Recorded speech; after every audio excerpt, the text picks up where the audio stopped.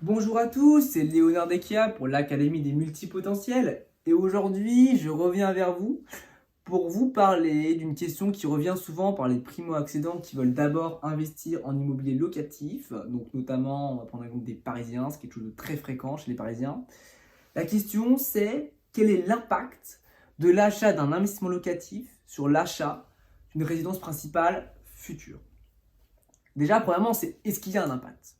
Alors évidemment, la réponse est oui, sinon ce serait un petit peu trop beau. Donc là, ce que j'ai décidé de faire, c'est de prendre des exemples chiffrés pour que ça vous parle, tout en expliquant également le calcul de l'endettement. Alors dans un premier temps, ce qu'il faut savoir, c'est qu'il y a deux façons de calculer l'endettement. Donc un, on va parler de l'endettement classique, et deux, on va parler du calcul différentiel. Ce qu'il faut savoir, c'est que le HCSF, le Haut Conseil de sécurité financière, a quasiment imposé aux banques d'oublier de ne plus utiliser la méthode du différentiel qui était beaucoup plus intéressante pour les investisseurs. Donc voilà, aujourd'hui c'est beaucoup plus compliqué d'emprunter et également pour moi, malheureusement. Donc voilà, je vais vous prendre un exemple. J'ai pris une feuille, j'espère que vous m'en voudrez pas, ce sera un peu plus simple pour moi pour expliquer tout ça. Donc alors on va prendre un exemple, on va dire un cas général, un exemple assez classique d'une personne qui gagne 2200 euros net imposables par mois. Donc dans un premier temps, on va calculer sa capacité d'endettement à l'instant T, qu'on va comparer ensuite à sa capacité d'endettement après un investissement locatif. Et on verra les conclusions par la suite. Alors, pour la capacité d'emprunt en classique, pour une résidence principale, on va prendre les 2200 euros, on va les multiplier par 35%. Aujourd'hui, c'est 35%, avant c'était plutôt 33%, et là, c'est des choses qui évoluent, mais aujourd'hui, on va prendre 35%. Ce qui nous amène à 770 euros de mensualité de crédit potentiel.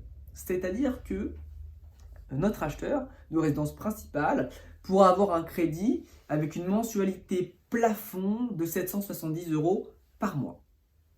Donc 770 euros par mois, aujourd'hui ça représente quoi? Donc on va prendre un crédit sur 20 ans avec un taux de 1,3%, ce qui nous fait à peu près 160 000 euros.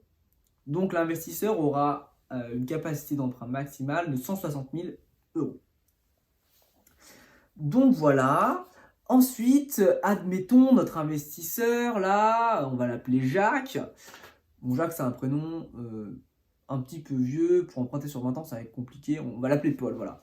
Paul, très bien. Alors, Paul emprunte donc sur 20 ans, donc il fait son locatif, ça se passe bien. Aujourd'hui, il loue son locatif 600 euros par mois.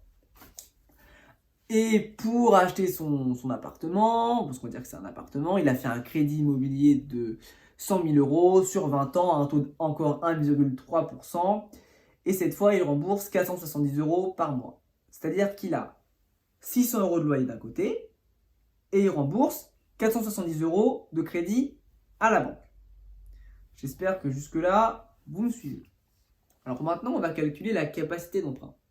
Attention, ça se corse un peu. Bon, c'est pas des thématiques très poussées non plus, mais il faut essayer de comprendre le fonctionnement. Donc là, on va ajouter les revenus de Paul avec les revenus locatifs.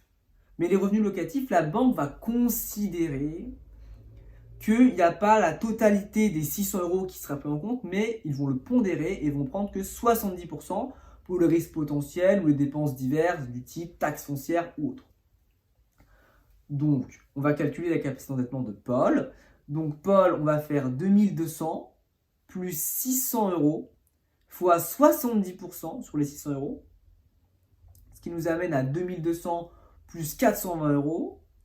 Et qu'on multiplie encore par les 35%. Cette fois, ça nous fait 917 euros. Et à ces 917 euros, pour calculer la capacité d'emprunt de Paul, on va soustraire donc le crédit qu'il a déjà sur l'investissement locatif. Donc on va faire 917 moins 470.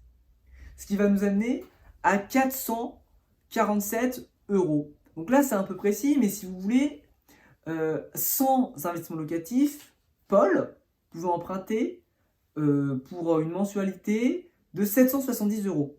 Donc avant tout projet locatif.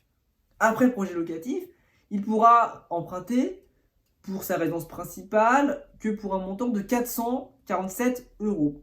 Donc on voit bien que la capacité d'endettement est dégradée. Ce qui fait quand même qu'il a une possibilité d'emprunter, c'est-à-dire que le locatif n'empêche pas d'emprunter pour la résidence principale, mais limite le montant empruntable. C'est-à-dire que avant toute opération, Paul pouvait emprunter à peu près 160 000 euros. Donc là, si il a pré-opération, il a pu une capacité de 447 euros pour ses mensualités de crédit, il pourra emprunter à environ 100 000 euros. C'est-à-dire que globalement, Paul a été impacté de 60 000 euros dans mon exemple. Voilà, j'espère que c'était à peu près clair. N'hésitez pas si vous avez des questions. J'espère que je vous ai un petit peu aiguillé sur le sujet. En tout cas, si cette vidéo vous a plu, je vous invite à vous abonner et je vous souhaite une excellente journée et à très bientôt. Salut!